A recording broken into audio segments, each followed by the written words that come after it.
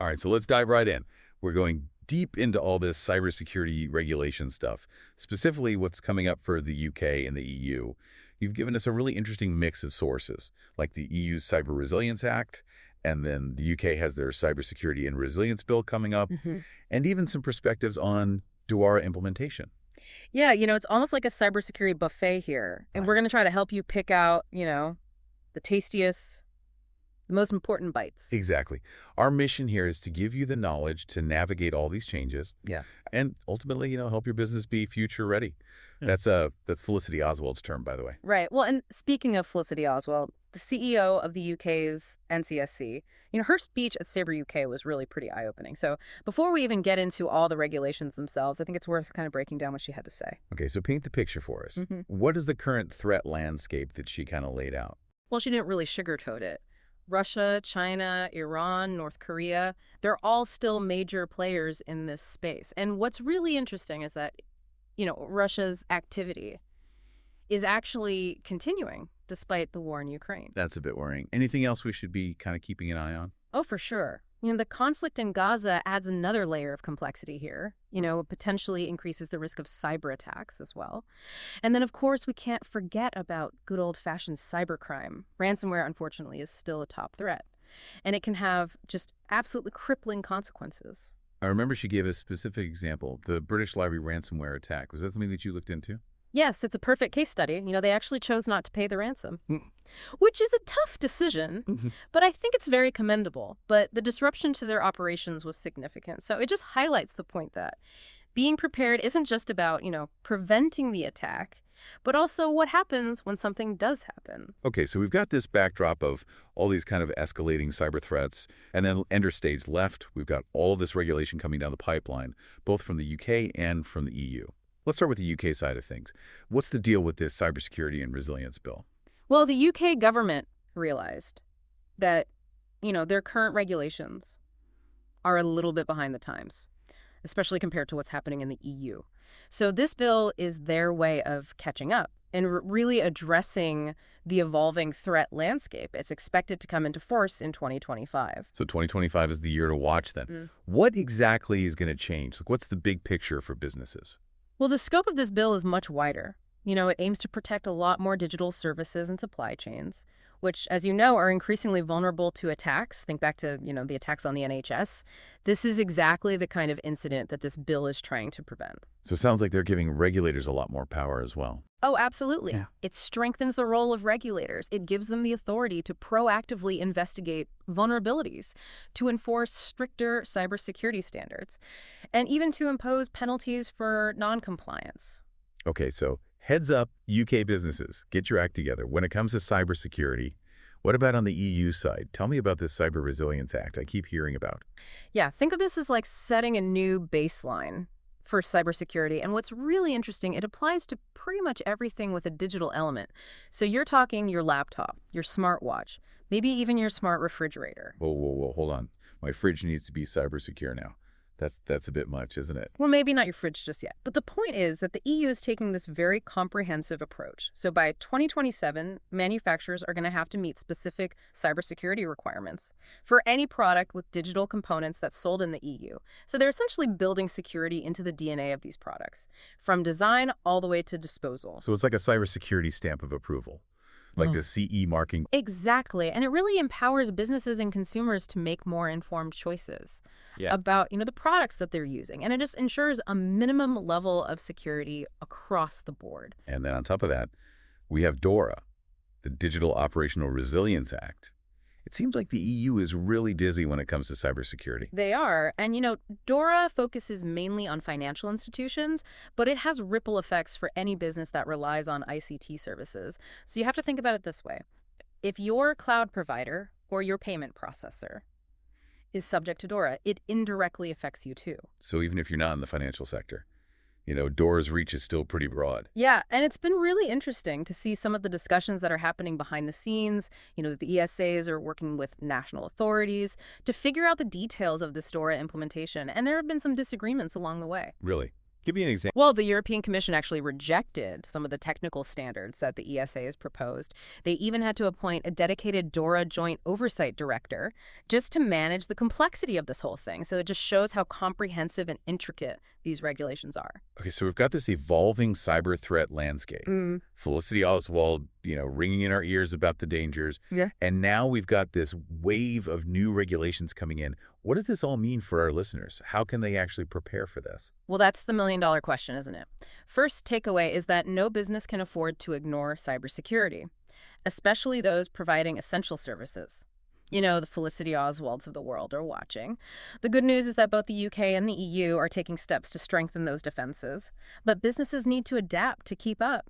And I'm guessing the first step is really understanding these new regulations and what they specifically require. Oh, absolutely. And there's no better way to do that than to dive deeper into each of these regulations, which is exactly what we're going to be doing in the rest of our deep dive. So stay tuned. It makes me think about the whole insurance angle. Oh, yeah. Cyber insurance has always been this kind of safety net. Yeah. For businesses. But how do these new regulations kind of change the game? Well, I think for starters, insurance companies are going to be a lot more careful about who they give insurance to and how much they charge them. If a business hasn't really done what it needs to do to comply with these regulations, they might have a harder time getting insurance, or they might have to pay a lot more for it. So it's not just a box-ticking exercise to, comply with the law. It's about showing that you're really serious about cybersecurity. Exactly. And remember, that Cyber Essentials certificate we talked about earlier in the UK, that could become a real asset. When you're trying to get cyber insurance, it basically tells the insurance companies, hey, this business is taking cybersecurity seriously. It's almost like a seal of approval. Precisely. And we're actually seeing a shift in the insurance industry itself. It's not just about paying out money. After something bad happens, they're getting more involved in helping their clients prevent those attacks from happening in the first place. Makes sense. I mean, they're in the business of managing risk. Exactly. So how are they actually doing that? Well, they're offering more guidance, more resources, even partnering with cybersecurity firms to provide like a more complete protection package. It's becoming more of a team effort. So they're realizing that it's better to prevent these things than to deal with the fallout later. You got it. In fact, the NCSC in the UK, they're actually working with the insurance industry to develop specific guidance on ransomware attacks. It's not just about what to do if you're hit. It's about helping businesses make those really tough decisions when they're faced with a ransom demand. Yeah, because that's not always so clear-cut. Yeah. Do you pay, do you not pay?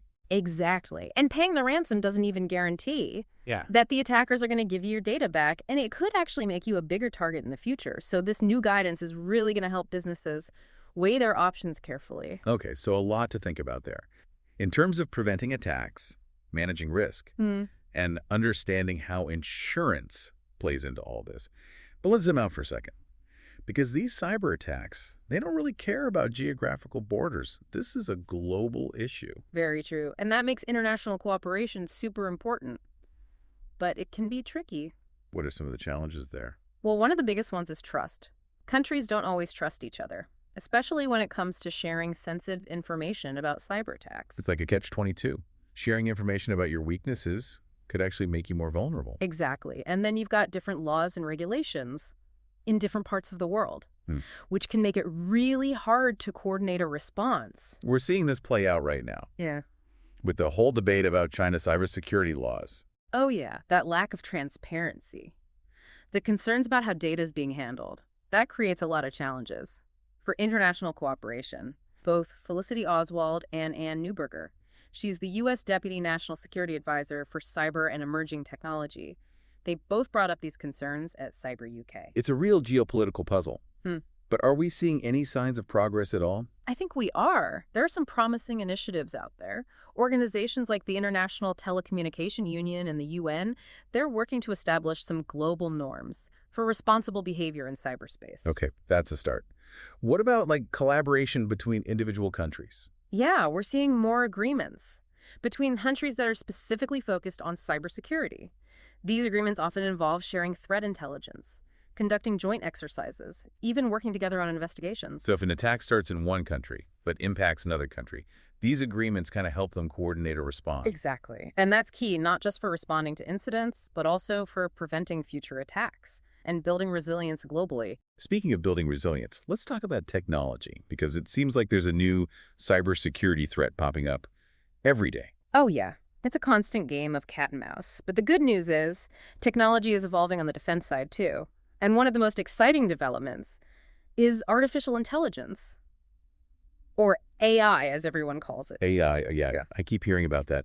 What are some of the ways that it's being used? Well, it's already making a big impact. One of the things AI is really good at is analyzing huge amounts of data and finding patterns that humans might miss.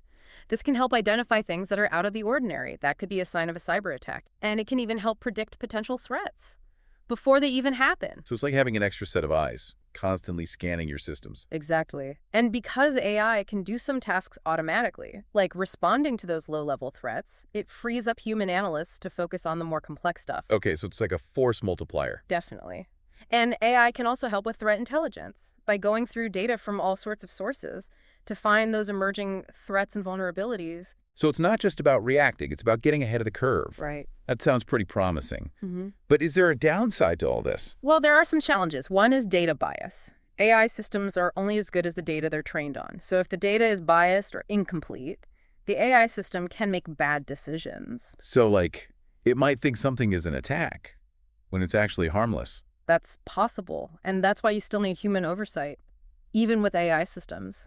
Another concern is that the bad guys are also starting to use AI. Oh, great. So we could see AI-powered attacks. It's a real concern, but overall, I think AI has the potential to be a really powerful tool for good in cybersecurity. The key is to use it responsibly and with the right safeguards in place. Makes sense.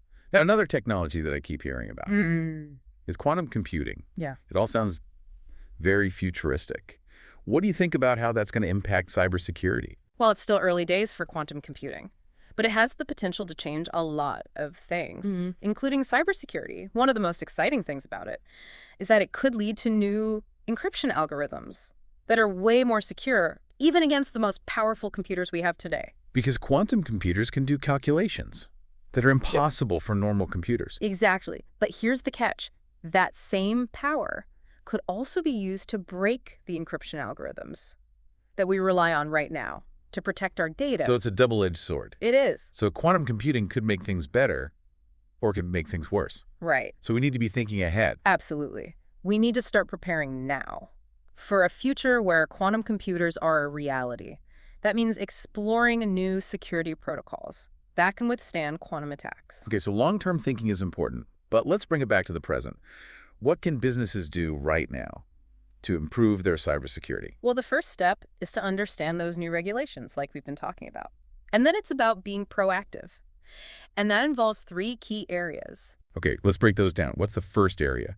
People. Yeah. Your employees are your first line of defense. You got to make sure they know about the risks and that they have the training they need to spot and respond to potential threats. So human error is often a factor in these attacks. Absolutely. So you want to make sure your employees are equipped to make smart decisions. Exactly. Okay, what's the second area? Processes. You need to have clear security policies and procedures, like an incident response plan, data backup and recovery procedures, access control policies. So it's about having a system in place Right. and making sure everyone knows how to follow it. Exactly. And the third area. Technology. You got to invest in the right security technologies. Things like firewalls, intrusion detection systems, anti-malware software, data encryption tools. And don't forget about multi-factor authentication. That's essential these days. So it's about layers of protection. Exactly. Multiple layers. Yeah. Because no single solution is perfect. You're assuming that some attacks will get through. It's a realistic approach. And then don't forget about monitoring and maintenance. Cybersecurity isn't a set it and forget it kind of thing. You have to keep an eye on your systems, update your software, and stay ahead of those new threats. Sounds like a lot to handle. It can be. Any advice for businesses that are feeling overwhelmed? Don't be afraid to ask for help. There are a lot of cybersecurity consultants and experts out there who can help you navigate all this. All right, so we've covered a lot in this second part of our deep dive. From insurance to international cooperation to the latest cybersecurity technologies. And we've given some practical tips for businesses to improve their security. Ready for the final part of our journey? I am. Let's do it. Welcome back to our deep dive. You know, we've covered so much. From the threats out there to all these new regulations coming in the UK, in the EU, and even how it's affecting things like cyber insurance and, just how important international cooperation is going to be. Yeah, and all the new tech coming out, like AI and quantum computing, it's really changing the game. It really is. Cybersecurity is such a fast-moving area. Where do you see this all going in the next few years?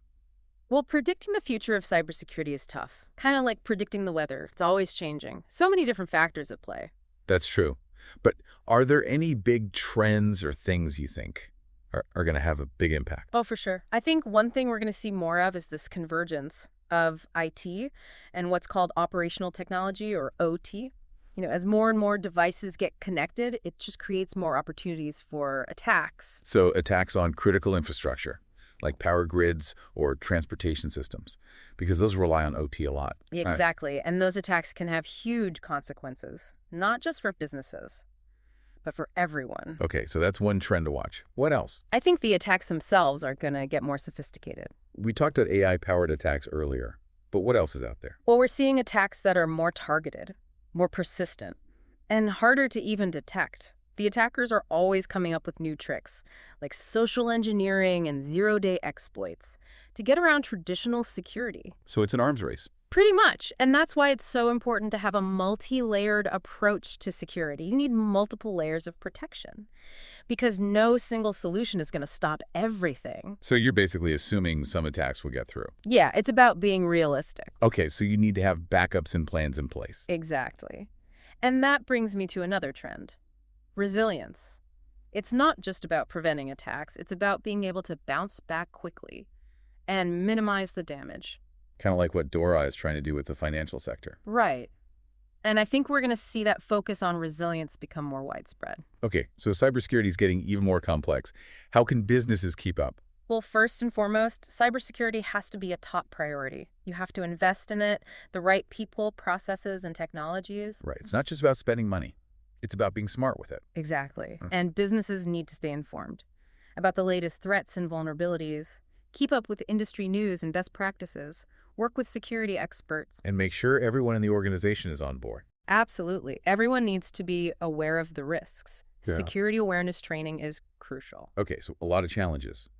But is there anything to be optimistic about? Oh, definitely. We're making progress. There's more collaboration between governments, industry, and researchers, which is really important for sharing information. And there's some really smart people working on new security technologies. Yeah, we're seeing advancements in areas like threat intelligence, behavioral analytics, deception technologies. All these things are making it harder for the attackers to succeed. So as the threats evolve, so do our defenses. That's the key. Awesome.